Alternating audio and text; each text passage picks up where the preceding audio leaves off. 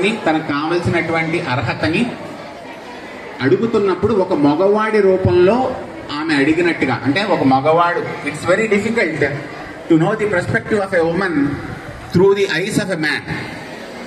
But ఇందులో ఒక 110 దాకా పోయమ్స్ ఉంటాయి.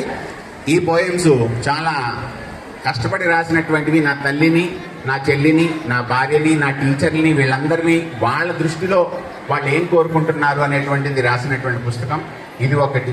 నెక్స్ట్ నా పెద్ద కొడుకు ఇప్పుడు 4th ఇయర్ బీటెక్ చదువుతున్నాడు. ఇప్పుడు ఏవైతే చెప్పానో అలాంటివన్నీ కూడా సింప్లీ జెనిత్ అనేటువంటి దాంతో వాడిని దృష్టిలో పెట్టుకుని, అంటే ఆ పిల్లాడంటే ఇప్పుడు ఉన్నటువంటి అందరి పిల్లలు, అంటే నువ్వు నీ ఫ్రెండ్స్తో ఎలా మెలగాలి, టీచర్లతో ఎలా మెలగాలి, నీ ఫ్యామిలీతో ఎలా మెలగాలి, ఈ రెండు కూడా అమెజాన్ టాపర్స్. ఇది ఈ రెండింటినీ కూడా మేడం గారికి లైబ్రరీలో పెట్టమని చెప్పి కోరుతూ ఈ సందర్భంగా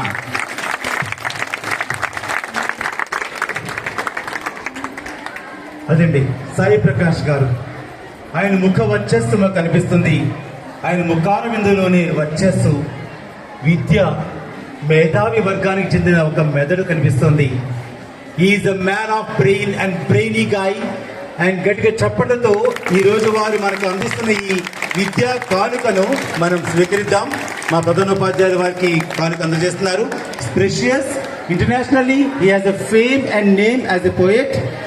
చూశారు కదా, పిల్లలు చదువుకుంటే ఇంత గొప్ప మేధావులుగా మారే అవకాశం ఉంటుంది. చదువు ఒక పేదవాడిని అలా కోటీశ్వరుని చేసేయగలదు.